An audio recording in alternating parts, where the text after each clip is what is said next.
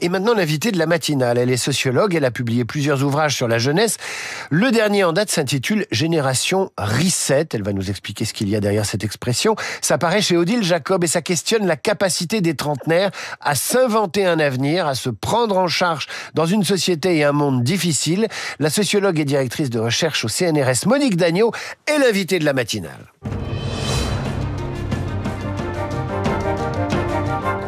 Monique Dagneau, bonjour. Bonjour. C'est formidable qu'il y ait des gens qui s'intéressent à ce que les trentenaires ont dans les tripes. À quoi ils pensent? C'est nos enfants. Moi, j'ai 55, 58 ans. J'ai une fille de 26 ans, une autre de 22. Et je me dis... que va faire cette génération qui nous dit vous êtes responsable du monde actuel, on vous fait des reproches.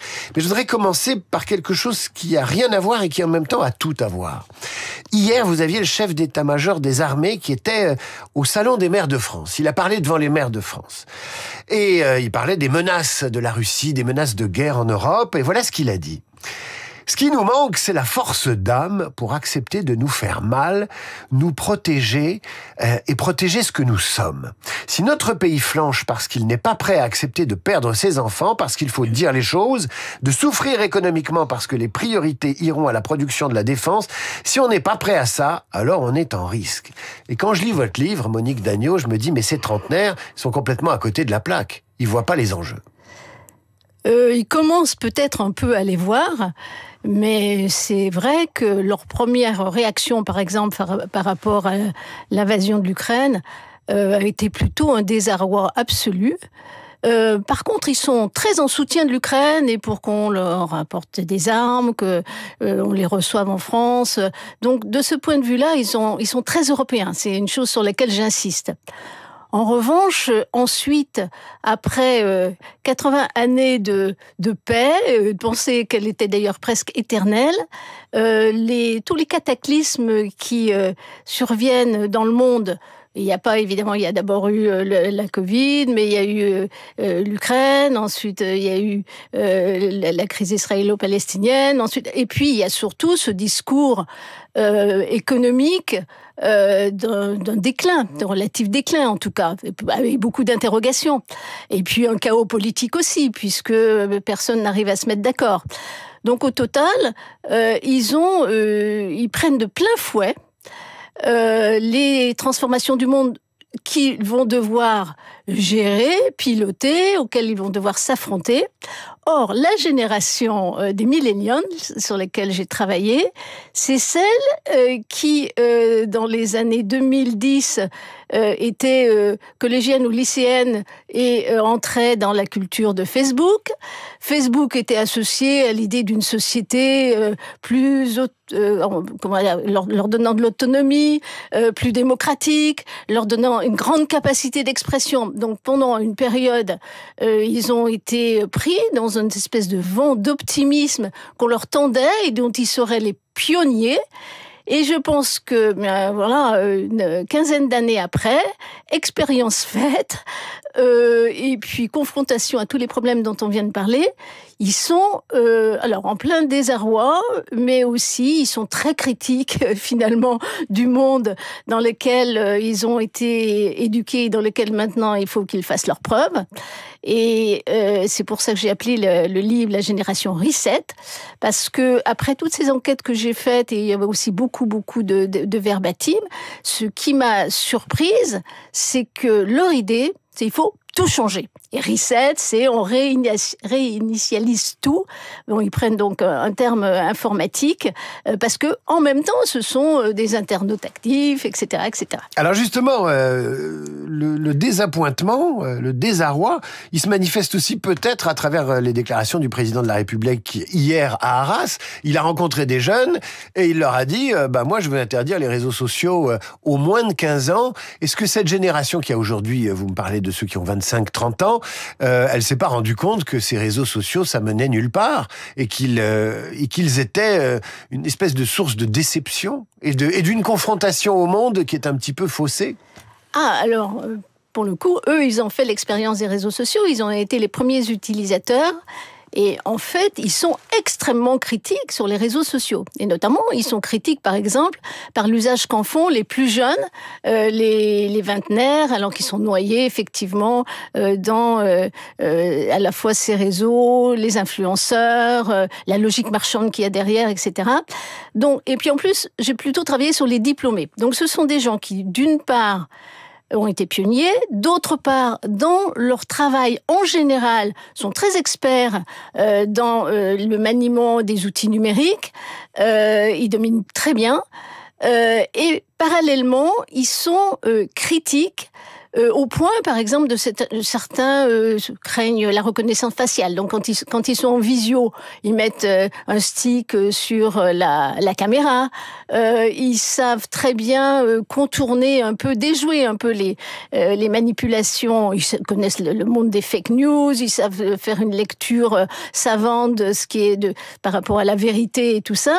Donc, ils connaissent bien, mais ils sont très, très critiques. C'est même peut-être plus critique que les personnes âgées. Alors justement, c'est ce qui est intéressant aussi dans ce livre, Monique Dagneau, c'est que vous faites le portrait d'une génération, effectivement, qui navigue et qui est très à l'aise avec tout ce qui est numérique et qui donc accompagne cette révolution. Et en même temps, elle est méfiante avec tout. Elle se méfie du monde, elle se méfie du capitalisme, elle se méfie évidemment de l'économie, elle a été biberonnée à la société du risque, les campagnes contre ceci, les campagnes contre cela, l'hétérosexualité, on se demande si c'est devenu quelque chose qu'il faut soupçonner parce que les hommes sont derrière, il y a une défiance vis-à-vis du mariage, il y a une défiance vis-à-vis des hommes. En fait, c'est incroyable, quoi. C'est à se demander s'ils aiment encore l'Europe et les valeurs dans lesquelles ils ont été élevés. Alors, je suis pas d'accord. Sur l'Europe, ils sont vraiment en soutien à l'Europe. Et d'ailleurs, dans la conclusion, je dis qu'ils sont plutôt, ils peuvent être un îlot de résistance par rapport au chaos du monde, notamment au trumpisme et avec les valeurs qui l'accompagnent, et par rapport évidemment aux empires qui se forment et au rapport de force, au rôle de l'argent, etc. Non, je pense que sur le plan quand même des idées, il demeure un îlot intellectuel à préserver. En revanche, alors ils veulent tout changer. Principalement, on va partir du point de départ. Leur principale peur, c'est la question de l'écologie. Alors, c'est pas tous les jeunes qui sont comme ça, mais en tout cas ceux qui sont diplômés dans la vie active, ils ont un parcours. D'abord, le problème de la sauvegarde de la planète. Et là, ils sont vraiment très critiques sur la société que les plus âgés ont créée, ont développée. Et leur dimension viscéralement anticapitaliste, c'est lié à l'écologie et à la sauvegarde de la planète. Vous avez étudié cette inquiétude. Alors évidemment, il y a tout un tas d'éléments objectifs pour s'inquiéter du réchauffement climatique et du sort de la planète, mais est-ce que vous avez compris pourquoi leur attention, leur inquiétude s'est fixée là-dessus ? Pourquoi ils ont choisi ça ? C'est une bonne question. Enfin, mais d'abord parce que c'est un problème réel déjà. Avec le sommet de Paris, depuis une dizaine d'années, ils sont quand même dans les débats sur la question du dérèglement climatique. Eux. En plus, c'est quand même leur avenir. C'est pas la même façon pour les personnes plus âgées. Les vrais sujets autour de l'écologie, ils vont vraiment être forts dans 20, 30 ans. Donc c'est eux qui vont devoir se coltiner avec ce sujet-là. Et de ce fait, ils sont critiques des générations d'avant, ça c'est sûr, et notamment dans le sens du capitalisme exacerbé, dérégulé. Et même de la mondialisation, on pourrait dire. Autre sujet de défiance, c'est la question des diplômes. Ils ont fait des études, on les a poussés à faire des études, et de façon de plus en plus démocratique, si j'ose dire. On n'a pas besoin d'être fils d'archevêque pour être bac+5 aujourd'hui. Et ils sont un peu désenchantés par rapport à ce que peuvent apporter les études. D'abord, les bac+5, c'est un quart des nouvelles générations. Donc, c'est pas un tout petit nombre. Voilà, oui. Déjà, d'autre part, il n'y a pas des emplois qui correspondent nécessairement à ce niveau élevé de diplôme. Donc, au sein de ces 25% de très diplômés, et finalement, il y en a qui se sentent déclassés.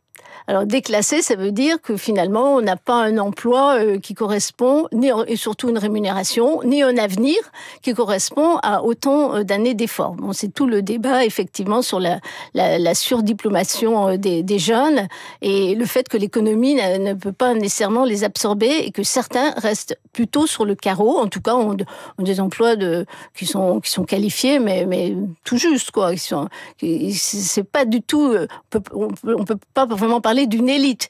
Donc, il y en a d'autres qui vont faire effectivement le cheminement, mais souvent des gens qui ont quand même plutôt un bac plus 5, plus un doctorat, plus souvent une grande école, grande ou moyenne école, mais en tout cas, il y a quand même des diplômes, il y a diplôme et diplôme. Donc, il y a ce déclassement, ce sentiment de déclassement qui touche à la fois le niveau de salaire, parce que finalement, ils commencent à des niveaux de salaire qui sont un peu plus élevés que celui du SMIC, mais pas tant que ça. Il y a l'évolution des salaires qui est lent. Et il y a le point important sur lequel j'insiste, c'est la question du logement. Les générations d'avant, surtout quand elles étaient diplômées, progressivement pouvaient vraiment bien s'installer, acheter un logement, y compris dans les centres-villes où la plupart de ces jeunes travaillent. Ça a vraiment changé et il est difficile d'entrer dans la propriété de logement si on n'a pas un soutien familial. Il y a un dernier sujet, mais il y en a 1000 autres, c'est la question des enfants. Est-ce qu'ils ont envie de faire des enfants? Est-ce qu'ils se projettent de cette façon dans l'avenir? On n'est pas sûr quand on vous lit. Je lis un passage du livre. Troisième point, les transformations de la relation femme-homme avec l'avènement d'un féminisme de combat centré sur la maltraitance du corps de femme et sur la culture du viol. L'amour comme lien romantique est décrypté sous l'égide de l'aliénation. La vie sexuelle est désacralisée et sont mises en avant la solitude habitée et l'amitié. Le mouvement LGBT, en mettant en valeur la fluidité des identités de genre, introduit aussi sa partition dans ce nouveau désordre amoureux et sexuel. C'est pas comme ça qu'on va faire des enfants. Alors, une chose, c'est vrai qu'une partie d'entre eux, alors toujours liée à l'écologie, pense que c'est un cas de conscience que de faire des enfants. Donc de ce point de vue-là, problème. Mais quand ils ont des enfants, ils ont une attitude qui est finalement beaucoup plus positive et optimiste que la génération d'avant, parce que quand ils ont des enfants, ils s'en occupent directement et quitte à mettre leur carrière un peu de côté. Génération Reset, ça paraît chez Odile Jacob, c'est signé de la sociologue Monique Dagneau. C'est absolument passionnant parce que pour s'intéresser à cette génération-là, comme on peut pas assister à toutes leurs discussions, il faut lire Monique Dagneau. C'est des secrets industriels d'une génération, la génération Reset, qu'elle vous révèle à travers cette enquête passionnante. Et puis ça concerne aussi des jeunes Américains, des jeunes Allemands et évidemment des jeunes Français. Monique Dagneau, merci. Merci. À bientôt. À suivre le rappel des titres, la revue de presse d'Hervé Gattegno. Et enfin, notre esprit libre du jeudi. Un éternel trentenaire, Franz-Olivier Gisbert,